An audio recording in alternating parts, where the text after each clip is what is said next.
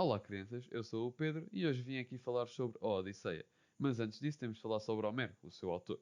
Homero foi um poeta grego que viveu desde 928 até 898 a.C. e a quem foi atribuído títulos como a Ilíada e a Odisseia.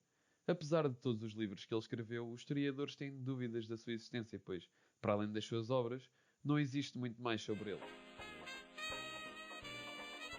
A Odisseia é um poema épico, ou seja, fala de uma aventura épica onde Ulisses, o personagem principal da história, e os seus companheiros navegam pelo mar Egeu e visitam diferentes ilhas onde as suas aventuras acontecem.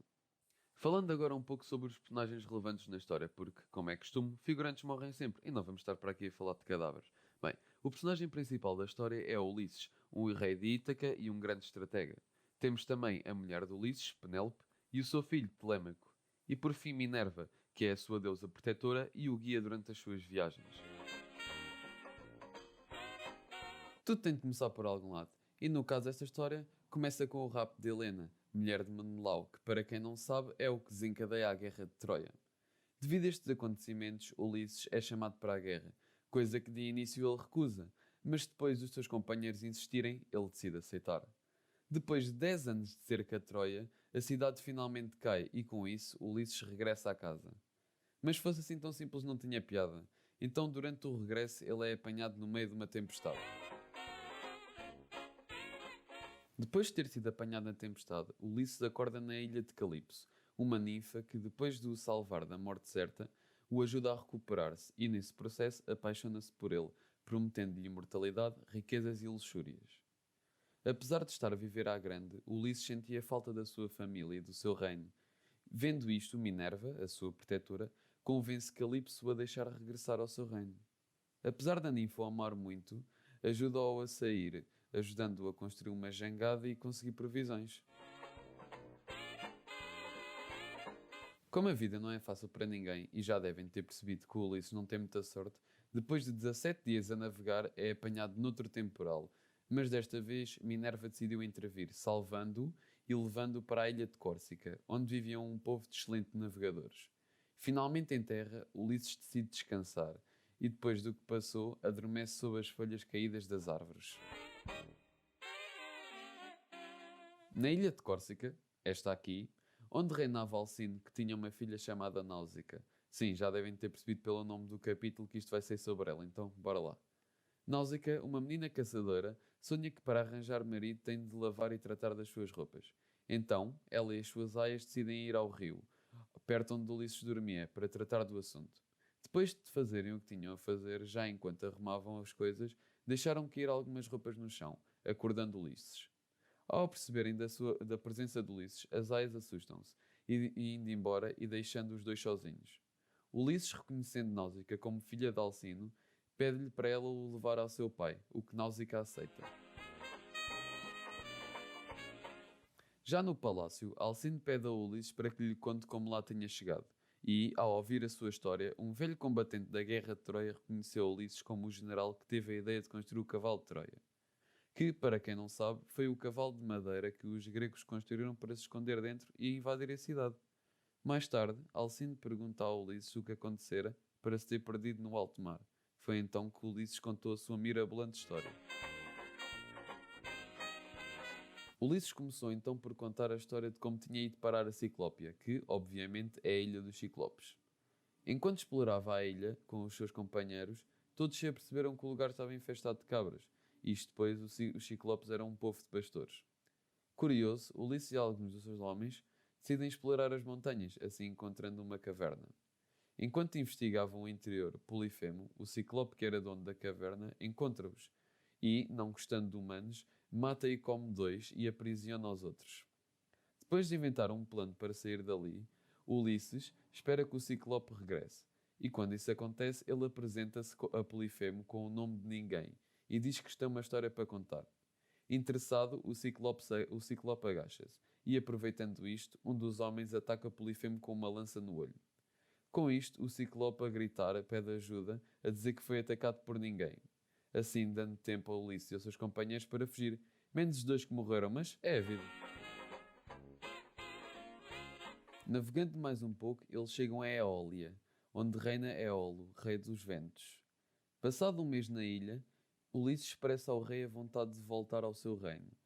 Assim, o rei decide oferecer-lhes um odre com os seus ventos para ajudar na viagem. Um dos homens, ao abri-lo por acidente, cria ventos que o leva à ilha de Circe. Então, decidem fazer uma paragem para descansar e explorar a ilha. Antes disso, decidem dividir-se em dois grupos, um comandado por Ulisses e outro por Euríloco.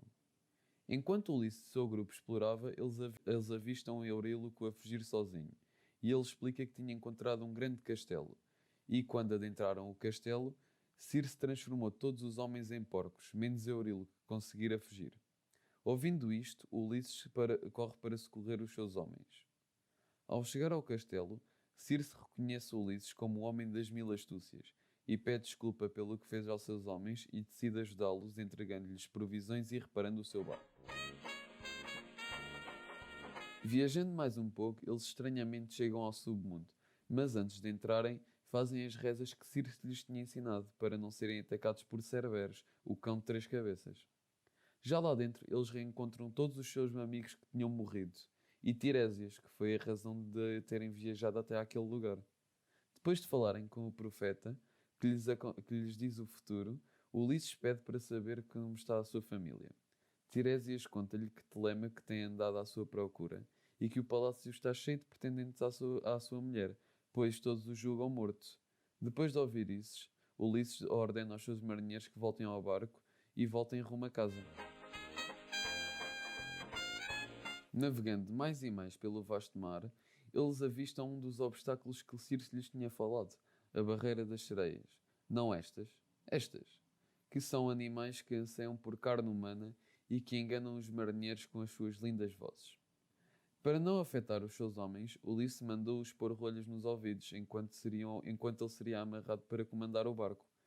Assim, enquanto passava pelos rochedos onde as sereias estavam, Ulisses ouvia todas as mentiras que as sereias lhes contavam e o que fazia querer ir ter com elas. Felizmente eles conseguem sair da zona e continuar a sua viagem. Depois de passar pela barreira das sereias, eles chegam à Ilha do Sol, que, apesar de muito apetecível, Circe recomendou que evitassem, pois, se adentrassem a ilha, aconteceriam muitas desgraças. Isto deixa todos os homens abatidos, e então decidem apenas descansar na praia. Quando todos ficaram com fome, obviamente esqueceram-se do que lhe tinham avisado, então adentram a ilha e matam animais para comer. Depois de se banquetearem, decidem então voltar a seu caminho, mas como tinham sido avisados por Circe, foram atacados por uma grande tempestade que matou todos menos Ulisses. E foi assim que ele foi parar à ilha de Calipso, aquela do segundo capítulo. Depois de contar a sua história a Alcino, Ulisses pede-lhe para regressar a Ítaca, o que Alcino concede, entregando-lhe um barco e tripulação. Depois disto, ele despede-se do rei e vai rumo a Ítaca. Já na sua terra, Minerva vem falar com Ulisses, que lhe disse que não deveria ser reconhecido, pois já ninguém se lembraria dele depois destes anos todos. Então entregou-lhe umas roupas para que ele parecesse um mendigo e recomendou que visitasse Eumeu. Quando chegou à casa de Eumeu, Ulisses, irreconhecível, fez-se passar por um mendigo. Então Eumeu decide oferecer-lhe comida. Enquanto Ulisses deliciava, Eumeu conta o que se passava em Ítaca. Conta-lhe que os pretendentes têm estragado a ilha e como Ulisses nunca mais regressara.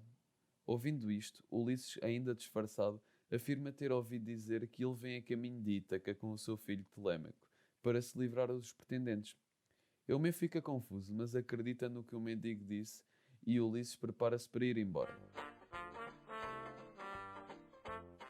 Minerva, depois de se falar com Ulisses, foi ter com Telêmaco para o avisar do que acontecera com os pretendentes, que tencionavam matar Ulisses caso o vissem. Telêmaco, preocupado, regressa logo a Ítaca, indo ter com Eumeu. Chegando à casa dele, encontra Ulisses ainda disfarçado, a preparar-se para ir embora. Telêmaco diz a Eumeu que precisa de falar com ele, e Ulisses, interessado, diz que deviam sentar-se e falar sobre o assunto. Depois de Telêmaco contar tudo, Eumeu vai ao palácio falar com Penélope. Com a saída dele, Ulisses revela-se a Telêmaco. Depois de uma cena emocionante, eles criam um plano para se livrarem dos pretendentes. Então, quando Eumeu regressa, ele e Ulisses vão em direção ao palácio para ir ter com os pretendentes, que não sabem o que se espera. Ulisses, a caminho do palácio, vê o seu cão. E é claro que temos de tornar isto mais dramático. Então, quando ele chega ao pé do seu cão, já bastante doente e velho, acaricia-o.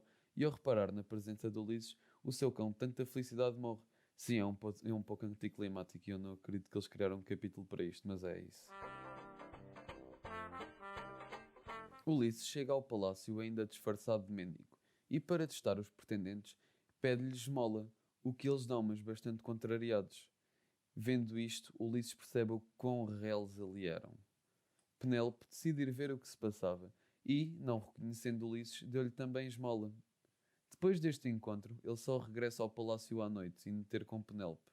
Já lá dentro, e sendo ameaçado pelos pretendentes, retira as roupas de mendigo e, surpreendendo toda a gente, ele e Telémaco matam e afugentam todos os pretendentes, assim finalmente restaurando a glória do seu reino. Eu gostei bastante do livro. Acho que é interessante para pessoas que gostam de aventuras e de mitologia grega e tem uma história bastante envolvente com personagens interessantes, apesar de ser um pouco secante às vezes. Espero que tenham gostado e obrigado por assistirem.